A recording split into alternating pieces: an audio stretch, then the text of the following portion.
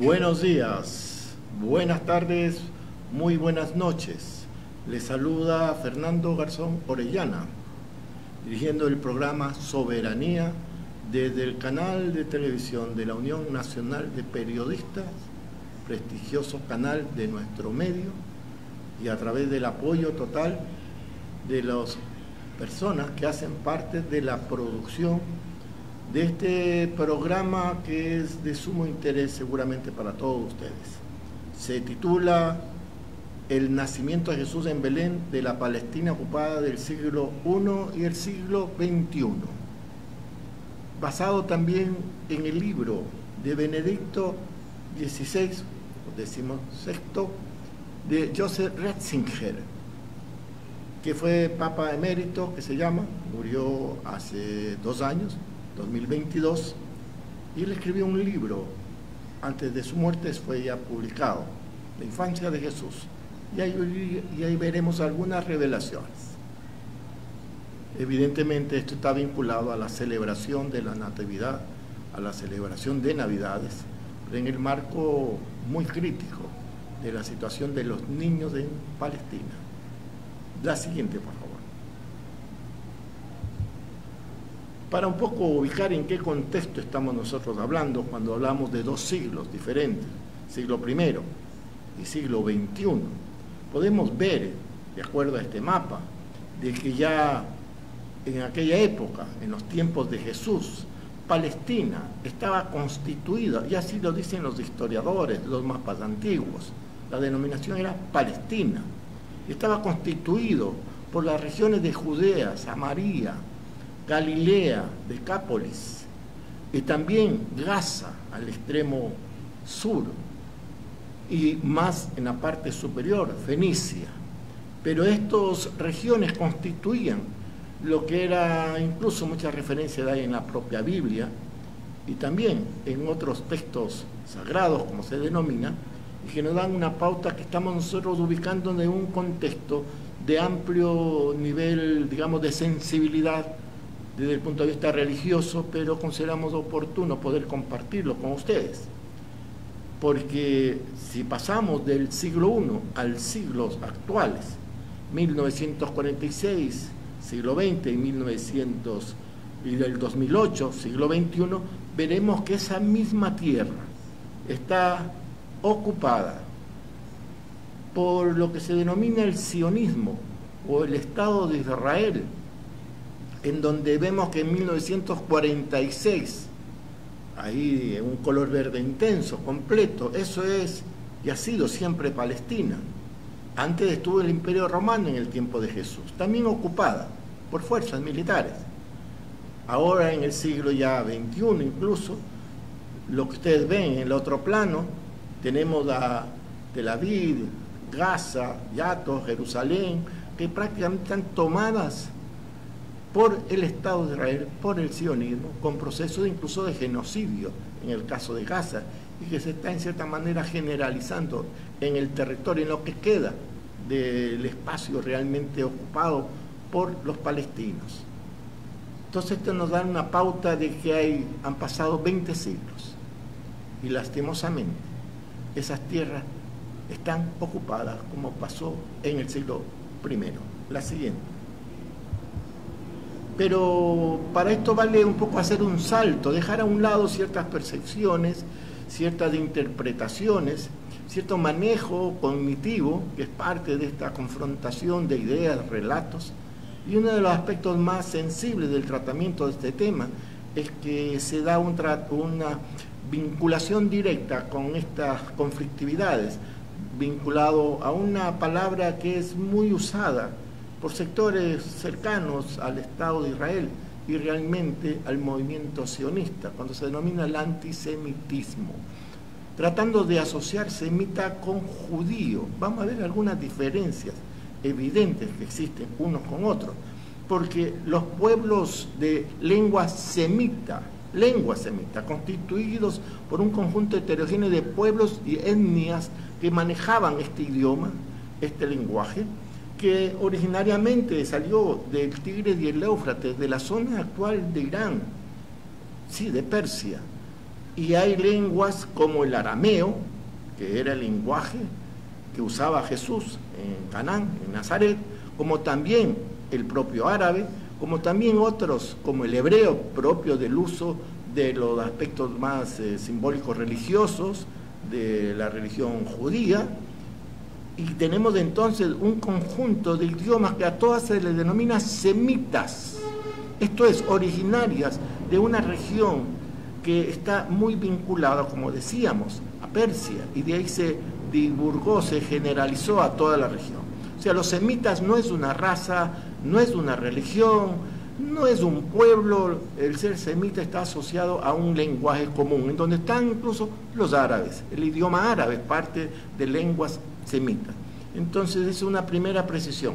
No puede haber antisemitismo a cuenta de decir que son los árabes o son los otros pueblos de la región, porque tienen la misma lengua, son también semitas. Y esto nació en base incluso de un estatuto en 1879, que se denominó la Liga Antisemita, que fue una especie de reacción a circunstancias que se dan efectivamente en Europa, principalmente asociados a quienes profesaban la religión judía, y trataron de derivarlo al uso de esta palabra para así un poco atacar a quienes se consideraban eran enemigos de la religión judía. La siguiente, por favor. Y así vale un poco ir precisando, porque cuando uno puede ubicar el tema religioso, hay que tener en cuenta que la Santa Biblia, como se denomina desde el punto de vista cristiano, está compuesta por 66 libros, de los cuales 39 pertenecen a lo que se denomina el Antiguo Testamento y 27 a los que se conocen el Nuevo Testamento, constituido principalmente por todos los que fueron los seguidores, los discípulos de Jesús, los apóstoles.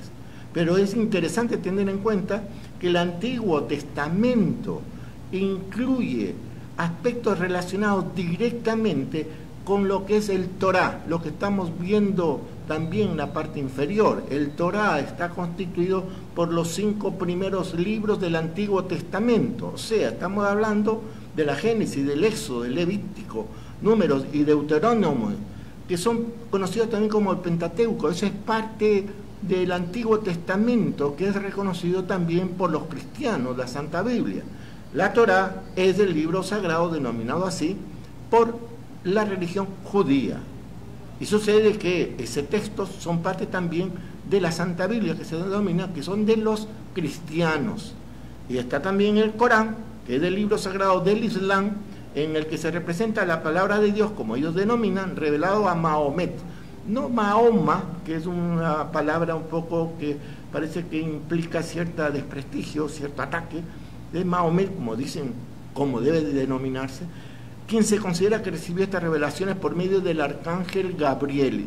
Y cuando digo arcángel Gabriel, estamos hablando del arcángel Gabriel, que es también mencionado en el Antiguo Testamento y también en el Nuevo Testamento. O sea, estamos viendo que son 3 religiones que sus profetas, Jesús, en el caso de la Santa Biblia, Mahomet, en el caso del Corán, y Abraham, en el caso de la Torá, son parte del mismo territorio en donde recorrieron, vivieron, generaron también sus propias enseñanzas en diferentes épocas de la historia de la humanidad. Y son las 3 religiones monoteístas más importantes que tiene el planeta, en especial los cristianos. Por lo tanto, tratar de interpretar que existe un conflicto entre estas religiones, o sea, fue un invento generado a partir de estos procesos de conflictos, más bien por otro tipo de intereses, que se los revierte en términos de la religiosidad cuando realmente hay otros aspectos, otro tipo de intereses, principalmente económicos, políticos y militares, como estamos un poco percibiendo en este siglo XXI. La siguiente, por favor. Y seguimos viendo este proceso porque este control que se hace sobre la población de lo que son de los palestinos, que como bien hemos visto es una mención que corresponde a todos aquellos que han vivido desde, en cuanto a sus ancestros, desde siglos anteriores en ese mismo territorio. Actualmente Israel, el sionismo, tiene un control, así como lo hizo el Imperio Romano, en donde existe un control sobre el agua, sobre el acceso a la tierra, la moneda, el sistema jurídico, los combustibles, o sea, una especie de control incluso de las importaciones, exportaciones, o sea, aparte del genocidio, que es muy conocido, no es necesario seguir profundizando, ya habrá que actualizar esos hechos reales, también hay una especie de control total, imposición, dominio, coloniaje en los hechos de toda la población, de su economía y de sociedad. Eso lo están haciendo el Estado de Israel, como en su momento lo hizo el Imperio Romano. La siguiente. Pero vamos un poco a orientarnos más hacia el tema específico de donde nació Jesús, Belén, que es un poco el objetivo central de poder compartir estos conocimientos, esta información. Es una ciudad que vive las secuelas diarias de la ocupación israelí.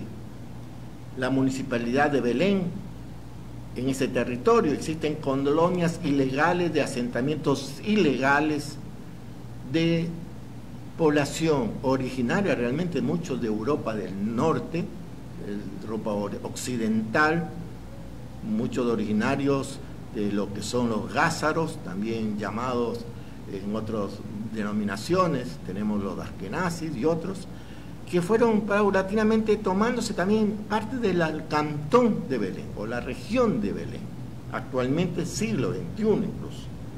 Y también tenemos que en Belén está rodeado de 28 puntos de control israelí, o sea, de puntos de chequeo, que son grandes bloques de cemento, grandes muros que imposibilitan la libertad de movimiento. Y también, evidentemente, hay que en las tierras fértiles solo quedan el 30% total de tierras disponibles, porque el resto ha sido tomado. Los famosos viñedos, que son tanto por la Biblia como por la historia, han sido tomados por esta invasión, esta toma de territorios total, casi absoluta, de lo que ha sido Palestina realmente. Y tenemos entonces elementos que nos dan una pauta de que Belén, la ciudad de Belén, donde nació Jesús, no solo que está ocupada política y militarmente en los hechos, sino que está controlada totalmente su población, y en donde periódicamente existen procesos directos de ataque, de asesinatos a miembros de las familias palestinas en Belén y en su sector más cercano, que es Beit Yala, del cual también vamos a hablar. La siguiente. Pero vale entonces ir un poco adentrándonos a partir de lo que el propio Benedicto XVI, Joseph Ratzinger, habla en su libro La infancia de Jesús. Es un libro relativamente pequeño, pero que tiene afirmaciones que, viniendo de un papa, aunque él renunció al papado, como se conoce, pero lo que él escribe nos da una pauta de otro tipo de verdades, a pesar de que Benedicto fue un papa que se destacó por ser del área más conservadora de la Iglesia, un sector que trabajó mucho en la línea de las tradiciones familiares, el concepto más antiguo, que un poco delimitó claramente el control sobre ciertos ámbitos considerados de la doctrina cristiana, vinculada al tema de la moral, de la ética, pero que derivaba una especie de oposición al desarrollo real de la conciencia, de la ética, propio del desarrollo natural que se está dando en toda sociedad. Pues veamos qué dice Benedicto. Dice, la genealogía, esos son textos de él, la genealogía de Mateo es una lista de hombres en la cual, antes de llegar a María, o sea, está hablando de la genealogía de la familia de María, la Virgen, la madre de Jesús. Con quienes termina la genealogía se menciona 4 mujeres, preciso. Es una lista de hombres, dice Mateo, hace referencia a los textos de la Biblia, y además dice de que se menciona 4 mujeres, Tamar, Rahab, Ruth y la mujer de Urías. Ninguna de las 4 fueron judías, o eran judías. Y concluye con una mujer, la propia María, la Virgen. O sea, da una pauta o da una interpretación como que gran parte de la incidencia de esa genealogía está cruzada por el rol femenino, el rol de madre, el rol de María. Más aún, en otra parte del texto también dice que la genealogía de los hombres tiene una importancia para la historia del mundo. O sea, sabemos que gran parte de la historia de la humanidad de los últimos siglos ha estado por este concepto patrilineal, podríamos decir, y esto nos da una pauta porque el mismo Benedicto dice que, y a pesar de ello, texto de él, al final es en María, la humilde Virgen de Nazaret, donde se produce un nuevo inicio, empieza un nuevo modo de ser persona humana. O sea, le da ese posesionamiento desde el concepto de la madre de Jesús, de la mujer como parte de la base, sobre de una otra manera se debería haber procesado, por decirlo así, parte de lo que iba a ser la institucionalidad de la Iglesia.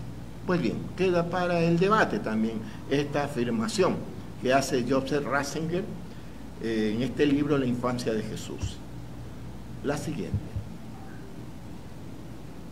Pero seguimos viendo también algunos aspectos ya más específicos del nacimiento de Jesús, que estamos de a poco de celebrar en la religión católica, apostólica y romana, para este 24, y en la religión ortodoxa, la religión originaria del propio Palestina, que es del 6 de enero, de acuerdo a los calendarios que se han ido aplicando en la historia de las civilizaciones últimas. ¿Qué es lo que dice en este caso con respecto a este tema? Dice Joseph Ratzinger: en aquellos días salió un decreto del emperador Augusto ordenando hacer un censo en el mundo entero. El censo tuvo lugar el año 6 antes de Cristo bajo el gobernador Cirino. Se llevaba a cabo en dos etapas. Primero se procedía a registrar toda propiedad de tierras e inmuebles. Entonces ahí tenemos una primera afirmación, sí es conocida por los historiadores, quizás no muy difundida en general, porque lo que está hablando, diciendo, es dando fe o constancia de que el censo que se hablaba, muchas veces se habla mucho en los relatos sobre el nacimiento de Jesús, era un censo vinculado a un censo real que sí existió y que fue el año 6 antes de Cristo, miren, y que además estaba referido a propiedades, y vamos a ver qué implica un censo de propiedades, no tanto de población, porque era el Imperio Romano y necesitaba ubicar propiedades. ¿Para qué? Para cobrar impuestos, o sea, esa era su importancia, no tanto cuánto había de población, sino cuánto había de propiedades, o sea, cuánto había de impuestos para cobrar. Continúa Ratzinger diciendo, y luego, como segundo momento, dice, el primero es registrar las propiedades y la segunda era determinar los impuestos que se debería pagar. La primera etapa tuvo lugar, por tanto, en el tiempo de nacimiento de Jesús. Aquí viene una primera aspecto, porque habla del año 6 antes de Cristo, o sea, antes de lo que se está celebrando normalmente, ya de algunos cientos de años, fruto del calendario que se hizo en el primer siglo realmente, porque aquí, de acuerdo a esto, precisa que esto se fue en el tiempo de nacimiento de Jesús.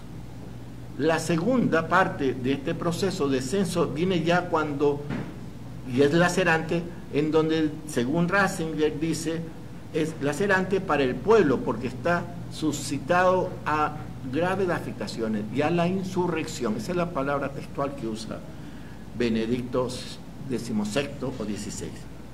Y aquí viene una afirmación, dicho por el propio Ratzinger, que dice, podemos suponer que José, de la casa de David, disponía de una propiedad de tierra en Belén, de manera que debía ir allí para recaudación de impuestos. O sea, el traslado de la familia de María, Virgen, pero ya que iba a concebir un hijo, fruto de la relación desde el punto de vista de la divinidad, no en relación con hombre, sino de acuerdo al concepto religioso cristiano, y que José, que era el que tenía a cargo protegerla, cuidarla, viajan a Belén porque ahí iba a darse el censo, y la familia de José era originaria de la zona de Belén. Y hay otra afirmación que hace, que es interesante porque da otro contexto nuevo a cómo este Papa tuvo otra forma de ver la historia a partir de cierto manejo de la ciencia, de la astrología incluso, de la astronomía, porque él dice, la gran conjunción de Júpiter y Saturno, sí, esto lo dice Ratzinger, dice, la gran conjunción de Júpiter y Saturno en el signo de Piscis en los años 7 y 6 antes de Cristo parece ser un hecho constatado. O sea, está hablando de lo que algunos esotéricos, algunos también de los conocimientos derivados a lo que son procesos especiales de las eras, de acuerdo a los zodiacos, habla de la era de Piscis, muy conocida en algunas, incluso películas, canciones de las últimas décadas, a raíz incluso de la aparición del movimiento hippie, y habla Ratzinger del signo de Piscis, o sea, el inicio de la nueva era, Piscis, y dice que es un hecho constatado. Podía orientar a los astrónomos del ambiente cultural babilónico-persa, o sea, termina de dar un concepto más integral, porque habla de los magos, les visitaron a Jesús luego de haber nacido, y habla de los astrónomos de la cultura babilónica persa, o sea, estamos de nuevo retomando lo que habíamos dicho al inicio, en cuanto al tema del lenguaje, de Persia, de Irán, del Tigre, del Éufrates, de esa región originaria de algunas civilizaciones y de la lengua semita, que hemos estado hablando originalmente.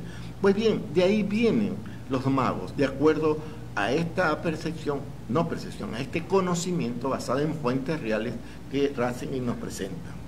Entonces vamos descubriendo algunos aspectos interesantes de este Papa. La siguiente. Y aquí un poco nos vamos adentrando un poco a lo que es el tema de Nazaret y Belén.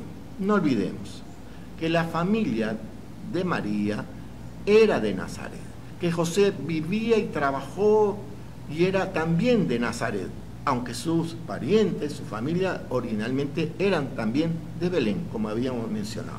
Y aquí algunos datos que nos parecen interesantes, porque en esta referencia que tenemos de la mapoteca, dice claramente que según la tradición José y María vivían en Nazaret y tuvieron que mudarse a Belén, actualmente Palestina, para ser contabilizada en el censo romano de la época. Y José se decía descendiente del rey David. Eso se afirmaba de acuerdo a estas crónicas. Y dice, y este es un dato que vamos a tener en cuenta, el tema de las distancias. Ambas poblaciones, Nazaret con Belén, están ubicadas a 141 kilómetros de distancia, por lo que a ritmo de borriquito, recordémonos que el traslado, la movilización en ese tiempo era muy común, el tema del uso de los borriquitos, de los burros, les debió tomar 3.5 días para recorrer esa distancia. Bueno, esto nos da una pauta de que en este gráfico dice claramente que el camino marcado con la línea púrpura del mapa es la línea que más o menos siguió desde Nazaret a Belén la Virgen María con José, y la Virgen estando en ese momento cerca, incluso ya para dar a luz a Jesús en Belén, como sabemos de acuerdo a la Biblia y a las historias. La siguiente. Y aquí un poco nos vamos adentrando en dónde nació Jesús específicamente, y hay una iglesia que se llama de la Natividad en Belén. Es el templo más antiguo de Tierra Santa. Ese es el templo donde está, donde se asume, se interpreta, nació Jesús, donde hay una estrella de plata de 14 puntas incorporada en el mármol que marca el lugar concreto del nacimiento de Jesús. La siguiente. Y aquí otra vez retomamos las versiones que Joseph Ratzinger nos presenta sobre el nacimiento. Dice lo siguiente: María puso al niño recién nacido en un pesebre. De aquí se deduce con razón que Jesús nació en un establo, en la región en torno a Belén, O sea, vamos a hablar de otras zonas también, como es el caso de Yala, que es parte actual del cantón Belén, y que en su momento fue un pueblo a poca distancia de lo que era Belén. Ahora ya está integrado, es una especie de conurbanización, como dicen los técnicos. Y ahí también habían grutas en ese tiempo, era muy natural, como otras civilizaciones, otras culturas, del uso de las grutas en zonas montañosas. Dice también Ratzinger que ya en Justino, mártir, y en Orígenes, encontramos la tradición según la cual el lugar del nacimiento de Jesús había sido una gruta que los cristianos situaban en Palestina. Esto está en la página 74 del libro que habíamos mostrado. Y es una referencia que da testimonio el propio Papa, que esa zona, de acuerdo al registro que él mismo consigue de fuentes históricas muy antiguas, que era situada en Palestina. Por ejemplo, eso implica que Palestina existió muchos siglos atrás. La siguiente. Bueno, ahí hay una foto donde podemos ver dónde está exactamente señalado el lugar donde nació Jesucristo, de acuerdo a la versión que tienen los católicos cristianos a nivel mundial. La siguiente. Pero vamos acercándonos más un poco a nuestras realidades más actuales, por decirlo así. Porque la zona donde hay un registro interesante es que existe un manantial antiguo de agua. ¿En dónde? En Bet Yala. De eso vamos a hablar. Es que hay una referencia que dice que la primavera era considerado, en la primavera, la principal fuente de agua para los habitantes de la ciudad de Bet Yala y su ganado. El nombre del manantial vuelve a sus raíces arameas. O sea, estamos hablando que en Belén, igual que en Nazaret, la lengua, que también era semita, aramea, que era el lenguaje que usaba Jesús en esa época. Dice que significaba el manantial que usaba incluso para el ganado. Fue nombrado agua de Sennacherib. Sennacherib fue el rey de Asiria que acampó junto con su ejército alrededor del pozo durante su cerco alrededor de Jerusalén en el 701 a.C. Lo interesante de Bet Yala es que ahí hay 4 barrios. Actualmente, estamos hablando de las últimas décadas, de donde hay muchas migraciones, incluso violencia contra los palestinos, en Bet Yala. Vamos a ver dónde está ubicado exactamente, cerca, prácticamente integrada con Belén.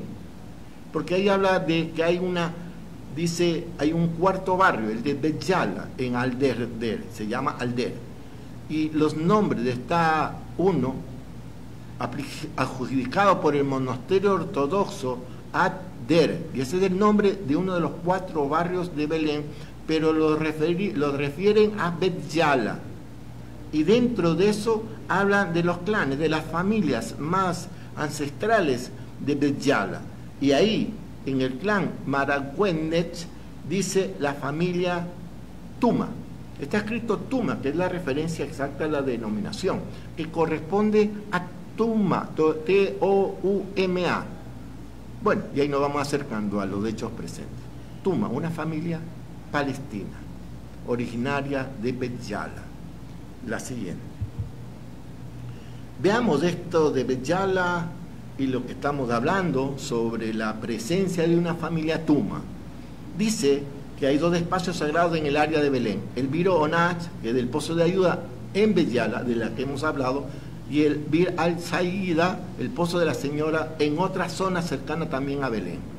Relatando la historia de Bir Onat, Canán escribe, un escritor, un investigador, que mientras la Virgen llevaba a su hijo en un caluroso día de verano, ella pasó por el valle del lado de Bet Yigul, en Bet Yala. Ella y su bebé estaban sedientos, pero al llegar a un pozo descubrió que estaba seco. La Virgen se inclinó sobre el borde y dijo, Intri bar la rab agualab heker, que significa se llena, o bueno, el pozo, para que el niño pequeño pueda beber. El agua comenzó inmediatamente a fluir hacia el borde. Y María, la Virgen María, Santa María, y Cristo se inclinó y apagaron su sed. O sea, están refiriendo, y la foto que vemos ahí es la zona exactamente donde está ese pozo. Lo interesante de esto es que dice también que las impresiones de las rodillas de ambos, o sea, de la Virgen María y de lo que era el pequeño niño, Jesús, dice, las impresiones de las rodillas de ambos y las de las manos de María permanecieron en la roca. A partir de ese momento también se observó que el borde se tiñó de rojo en la fiesta de la Virgen. El bien recibido el nombre de Barján, el pozo de la ayuda, ya que respondió al llamado de la Virgen. Sucede que cercano a esto, a pocos metros, está la casa de los abuelitos de Mariam Tuma Abu Hayar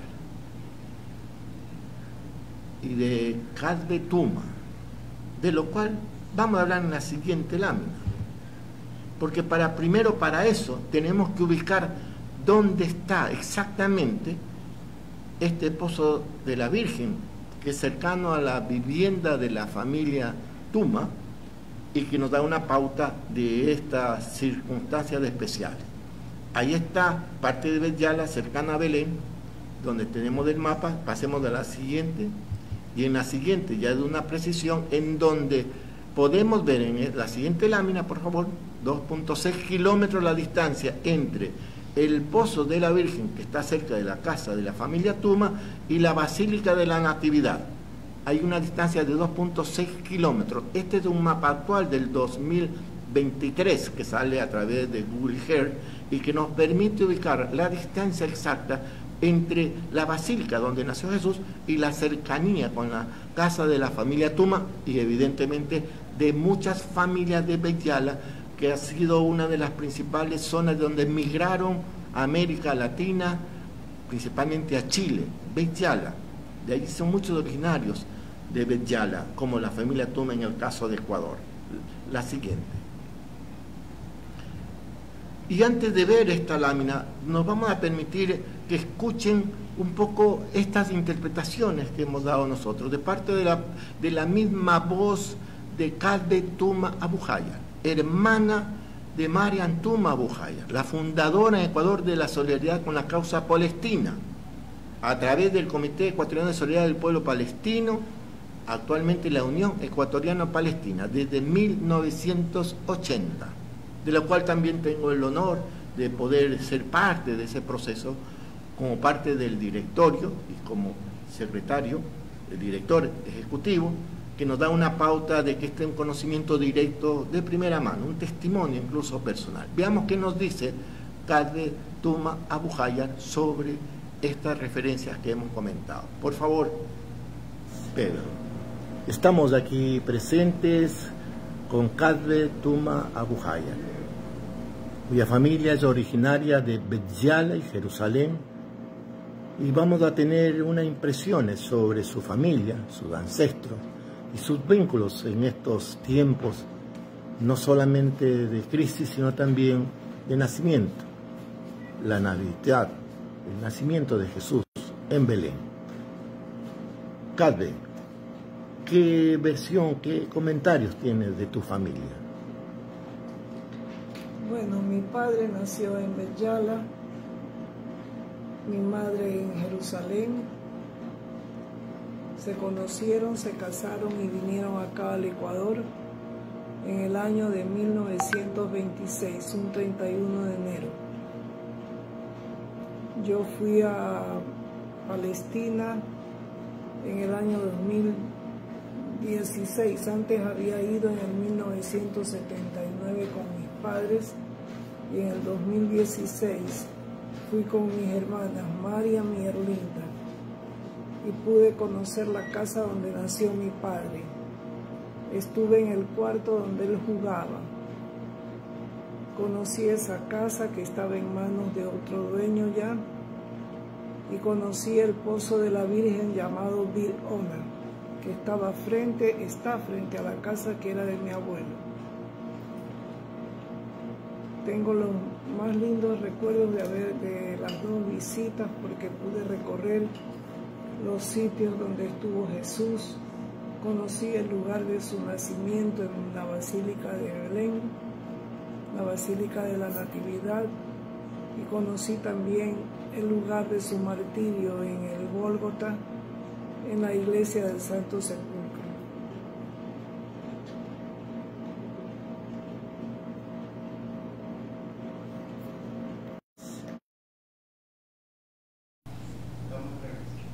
Bien, entonces hemos escuchado a Kadbe Tuma Abu Hayar, presidente de la Unión Ecuatoriano-Palestina, hermana de Mariam Tuma Abu Hayar, que la estamos viendo en la foto, con el líder máximo de la Organización de Liberación Palestina, representante legítimo del pueblo palestino ante incluso las propias Naciones Unidas. Mariam Tuma fue una militante de la humanidad, porque eso fue parte de su militancia con el pueblo palestino. Y Kadbe nos da una versión bastante importante de esos ancestros, pero es necesario también un poco ir concretando la situación presente.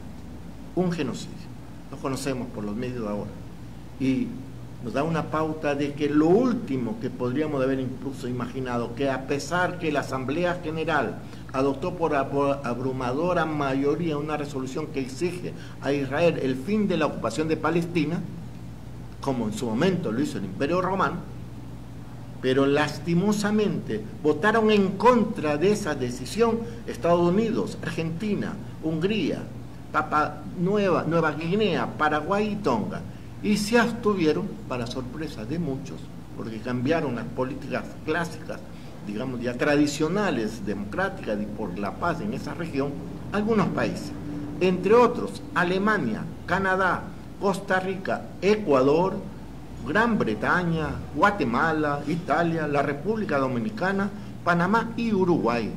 Se abstuvieron, es casi un preámbulo a una traición futura en cuanto a lo que Sudáfrica ha planteado, que hay un genocidio, donde la historia de la humanidad se juega en torno a la situación actualmente de más de 40.000 asesinados en Gaza, asociado a la pobreza, a las enfermedades, a los que quedaron en los escombros, se dice que pasan de 100.000 que han afectado en Gaza principalmente, que es casi el 80% de la población afectada. Y veamos finalmente, en la próxima diapositiva, lo que nos dice el padre Johnny Abud Khalil, sacerdote del Patriarcado Latino de Jerusalén. Algunas frases, algunas que seguramente ustedes pueden leer. La situación de los cristianos es la misma que de los palestinos, o sea, no hay diferencia.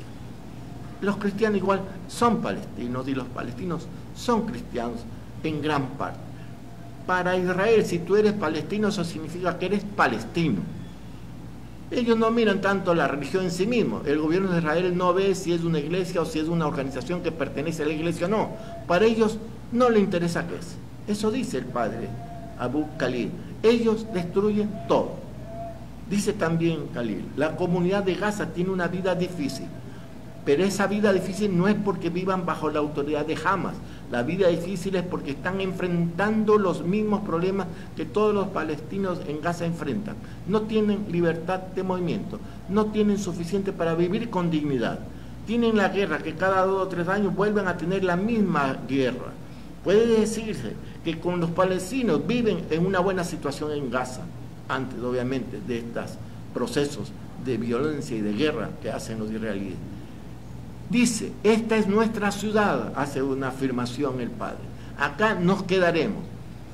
Y claro, dice también Johnny Abud Khalil, pero la situación de los cristianos en Cisjordania, el desafío es que para salir de Cisjordania, estamos hablando de Cisjordania, que es la otra zona de Palestina, necesitan permisos especiales, porque la fe de los cristianos se considera en Jerusalén, que es donde está el centro neurálgico de la religiosidad de Palestina y de todos los pueblos del mundo. Y si Jerusalén está cerrado, como eso está ocurriendo con la ocupación militar sionista de Israel, entonces nuestra fe no puede ser practicada libremente. Finalmente, nuestro conflicto no puede ser religioso, es político. Ellos vinieron, ocuparon mi tierra y cuando vinieron no fue en nombre de Dios, no fue en nombre de la religión. Ellos vinieron solamente porque fueron expulsados de Europa. Pero necesitamos, dice, que nuestros hermanos y hermanas de la diáspora, 6 millones es parte de la diáspora palestina, de familias palestinas, principalmente de Bet Yam, dice, mantengan contacto con nuestra gente. Y termina el padre Johnny Abud Khalil, sacerdote del Patriarcado Latino de Jerusalén.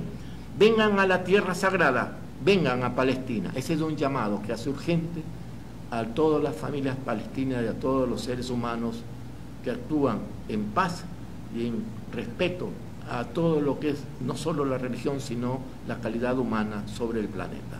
Gracias.